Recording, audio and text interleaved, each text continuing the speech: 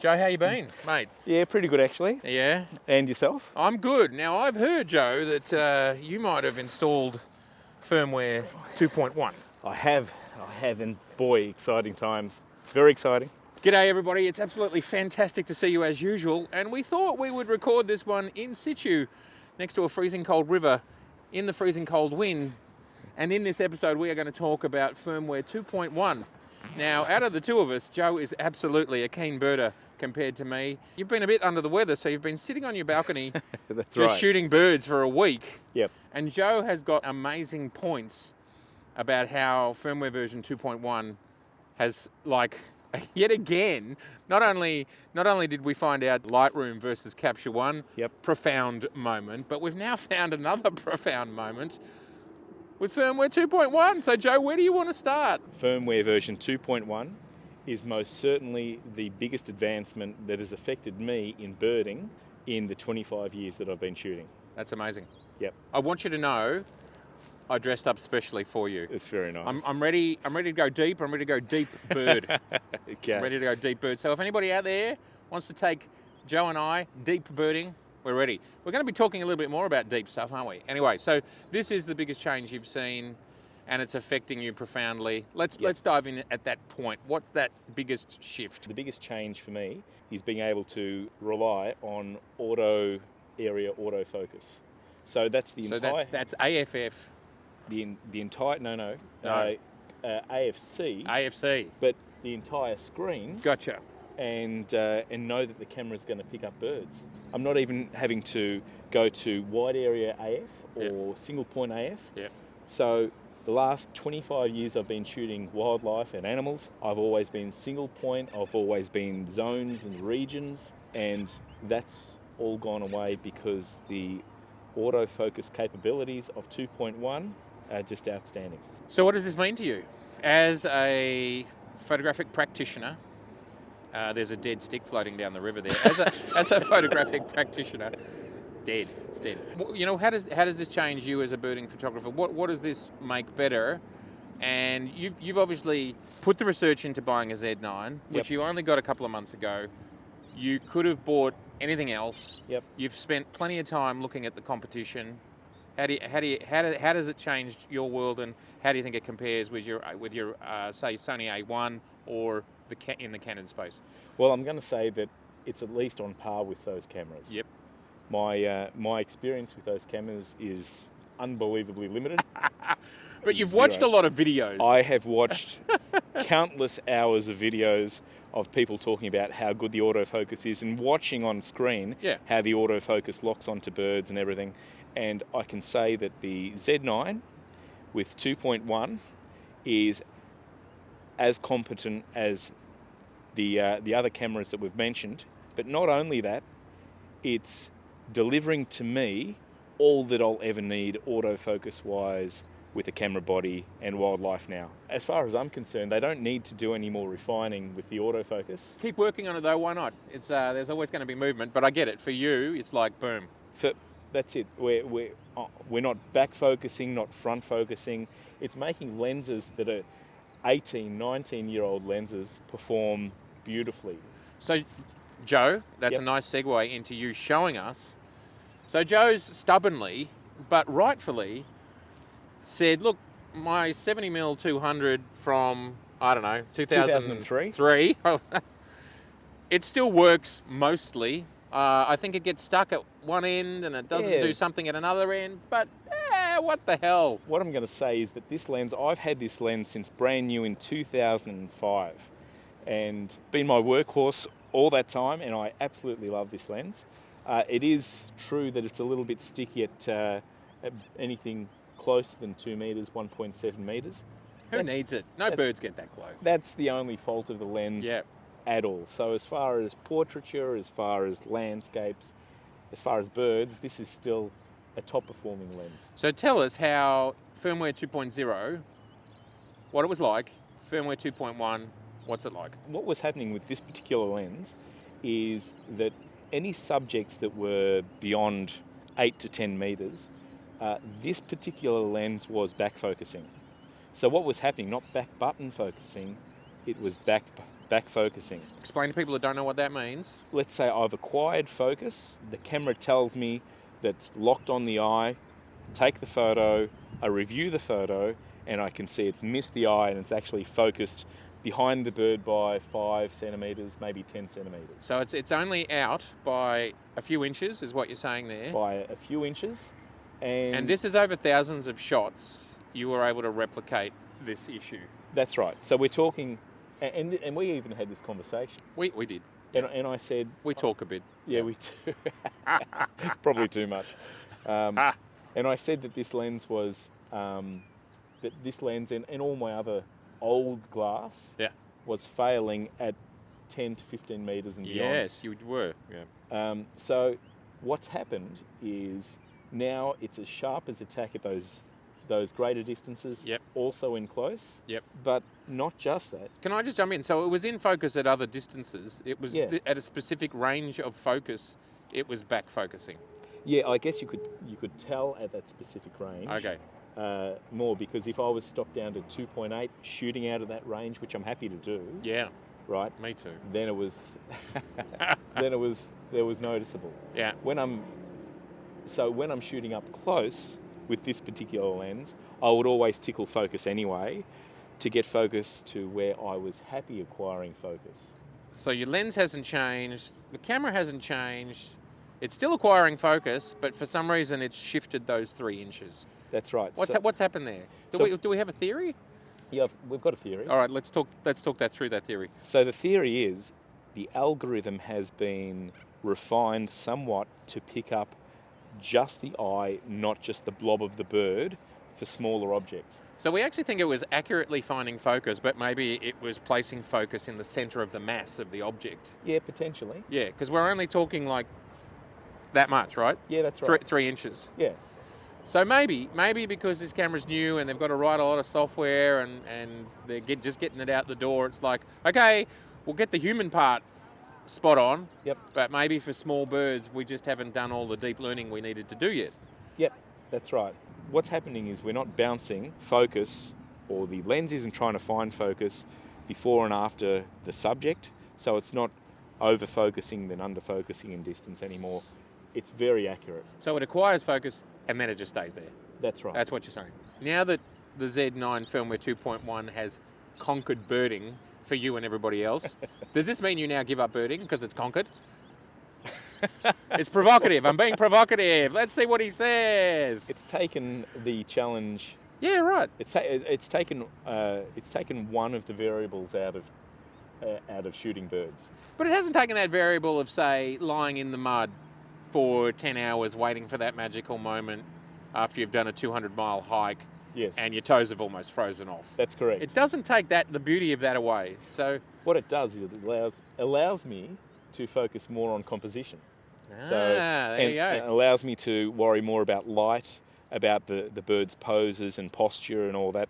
Because as the bird is turning, I've got no issue with worrying about the eye's going to fall out of focus because its head's moving further away from me. But even more interesting is the predictive nature of this version 2.1. Yes. Now, when I say predictive nature, what I mean by that is if I've acquired focus on a bird's eye and the bird turns its head away from me that I can no longer see its eyes, the focus box sticks on the back of the bird's head to where it thinks the eye is going to be. So when the bird turns back, it picks up the eye again and never loses focus through that process.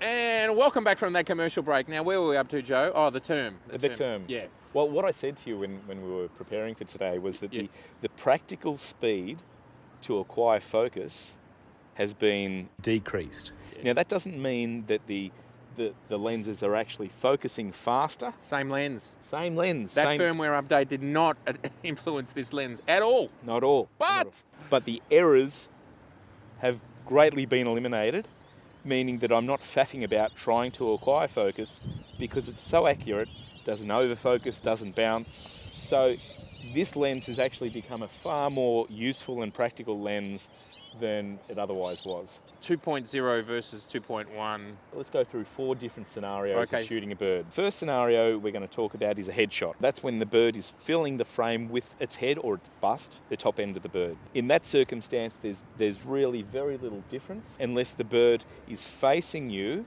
and the beak is in front of the eye and the eye is in front of the shoulder, distance relative to the camera. So what's happening with a headshot is that the plane of focus is actually more accurately on the eye. Yeah. It's beautiful. Next we're going to go to the full bird, say 70% of the bird, 70% bird. covering the vertical height of the frame. What I'm able to do is I'm able to open the lens up more because I know that I'm going to get the eye in focus. Nice. Rather than having to stop down to f9, f8, whatever it might be. So might you do a 5.6? Might you do a 4? Well, with this lens, when I'm that close, I'd probably do a 4, right? And that helps with your ISOs, and ISOs helps with everything, doesn't it? Absolutely. Low ISO, that's the way to go. That could be a T-shirt. Number 3, we're going to go mid-range, which is when the bird is maybe 20% of the frame in the vertical. Oh, yeah. So for a mid-range shot, we're acquiring focus straight away, whereas beforehand we were struggling. Yep. When we were up in New South Wales shooting in the Kookaburra in the park, Kookaburra, there was nothing we could couldn't do. see it. We had to it. just physically get closer, and eventually I did get the box to appear here and there, but no, it just didn't see it.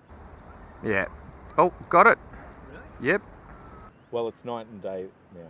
So you're saying, and I mean, we saw it in Ricci's video, that it was literally like, here's your frame, and here's a little box this big, and it's still chasing around whatever he was shooting, and that's what you're getting. Yep. And so, as we said, it's like almost at the point where if that was a still you're taking, it's seeing things so far away you wouldn't even take that, but of course these things might move towards you. It's acquired focus, and it's not going to lose focus. That's the point. It doesn't lose focus, and it doesn't jump around. That's the beauty of being able to compose a shot, is that now you're focusing at further out and the bird's coming towards you. The predictive nature of the focus is greatly improved because you're not near focusing and far focusing as the subject's approaching you. All I'm worried about as the bird is coming closer is composing my shot, looking for the right light, and then making sure it's a good photo in general. Yep. Right shutter speed, etc. Now, you talked about the fact that, and we've discussed this a lot, we feel there's probably been more deep learning added to the algorithm. Yep. And how many birds was it that you've tested this on? Okay. And because Joe lives in an area where he has just a set number of birds that are coming into his backyard, and you've been able to basically do some pretty good testing. I've done about 10 hours of birding in the last 2 days, and that covered 16 species of birds of varying profiles, varying behaviour, different lighting conditions, different environmental conditions, whether there's a noisy background because the bird is in foliage, whether the bird's in the clear. And what I found in all of those situations, the improvement has been, I would say, 4-fold, 10-fold. I mean, you basically said to me, once you get to a point, it wasn't getting any of them, and now it's getting all 16 of them. And we can only conclude that there's just been more added to the algorithm. That's right. Via deep learning. Yeah. Yeah. So, and those birds that I was looking at were anything from quite small birds to quite large cockatoos. Yeah.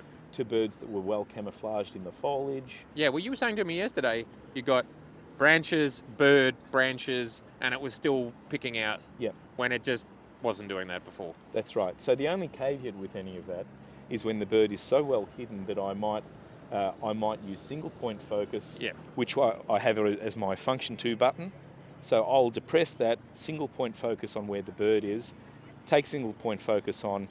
Now that the bird is somewhat in focus or completely in focus, I can just continually auto area focus, and it stays on the bird. Yeah, the 4th point was just birds in the distance. Yeah. So when you're looking at a bit of a speck, again, not useful photos to take a photo of the bird, but when the bird gets large enough that it's maybe 5 to 10% of the vertical height of that frame, it starts to pick up the bird. And if it's coming at you, then that 5 can become 25 or 50% pretty damn fast. Very quickly, yeah. And basically what you're saying is it's going to stay very stuck to it. Yep. Interestingly, Joe's trialled this on 2 F to Z lenses, F to Z adapted lenses. One is the beautiful 70 to 200, and then of course we have the extraordinarily popular. This is a super lens. I've used it. I've used Joe's version. We love it. This is the 200 to 500 5.6. That of course Z users are hanging for the new 200 to 600 version of this. Tell us how, with the F to Z on it, tell us how that is reacting. This lens has stopped me from buying the 100 to 400. Wow. Let me just put that out there to begin with, because it's fixed 5.6 all the way through. Sorry, Nikon. Sorry, but this is a bloody good lens. So well done, Nikon. You're just good. What do you do? Right. I'm happy to hold on to this lens for now and keep on shooting till the 200 to 600 comes out. You and I reckon about, 45,000 other people, 100,000 other people, somewhere in that vicinity. A lot of people, a lot of lenses. Prepare yourself, Nikon. When that 200 to 600 comes out, if it's better than this, that's going to be my lens. It's going to be better. Right. So otherwise it'll be the 100 to 400. Yeah. So I will buy another lens. Yeah, one of them. But this is performing so well with this new firmware update that it's stopping me from buying the 100 to 400. Yeah. And again, we've seen testing where F-mount lenses, some of them are being driven even quicker on the Z9. Yep. I think it was Steve Perry who did some of that testing. Yep. Versus the older cameras. So how can you go wrong? Well, don't get me wrong, this lens is still slow to acquire focus, right? Yeah, so it doesn't have the fast motors. It doesn't. If I'm on a subject that's 30 metres, 100 feet away, and then I've got something that's 3 metres away, I'll actually kick the focus with my thumb, right, to bring it within range and then focus. To jump. That's right. Jump ahead of the motors. Really what we want to convey is old lenses are being immensely advanced by this. Yeah.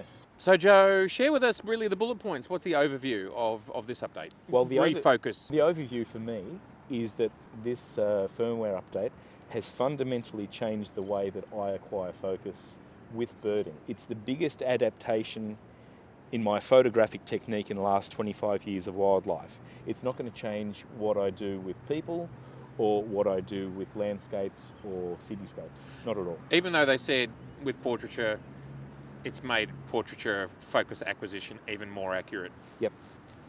But yes, we were already getting good results anyway, to be honest. That's right. So that's number one. So it's a fundamental shift for me, which is incredible. You can rely on it. Absolutely, and I'm using a focus mode that I never thought I would use. Right. Which is autofocus on the entire frame. frame. Full frame. Which is incredible. Yeah. Everybody, this is super exciting news from my perspective. I know Z6 II and Z7 II users might want to see more of this sort of stuff, and who knows, maybe some of it will come. But I have to say, the Z9, it uses a new processor. We've been told it is 10 times faster. It's possible there's more than that to it.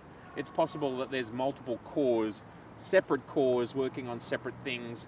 Nikon don't tell us that sort of stuff. But what we can be excited about for people who are interested in cheaper cameras than the Z9 is this sort of technology will flow on to the mythical Z8, maybe the Z500, that mythical beast as well. And I think we can be pretty confident there'll be a Z6 III and a Z7 III. So ultimately what I'm saying here is this is great technology. Joe's pumped about it. I'm already super pumped about the Z9, but birding is a massive subset of photography. Nikon have delivered us a lot of amazing lenses already, and we know there's more on the roadmap. It's really going to cover action, birding, and wildlife is going to be covered by the time that 600 f4 and the 200 to 600 comes out. Tell you, we've got it all covered. The future is extraordinarily bright, and I know some people are super keen on those newer cameras coming. Surely we'll see at least one of those in the next 6 to 12 months. That is my guess. Not everyone is going to have to buy a Z9. I look forward to your thoughts. Please chat with Joe. He'll be in the comments. He'll be able to answer any questions that anyone has. Tell him how awesome he is. He needs to know. We all need to know. Please do let us know your comments below. And look, it's been so great to see you. If this is your first time here, we would love to see you again. So please do subscribe, please share, and please like. And And now we're going to go find a bonfire because it's quite freezing here.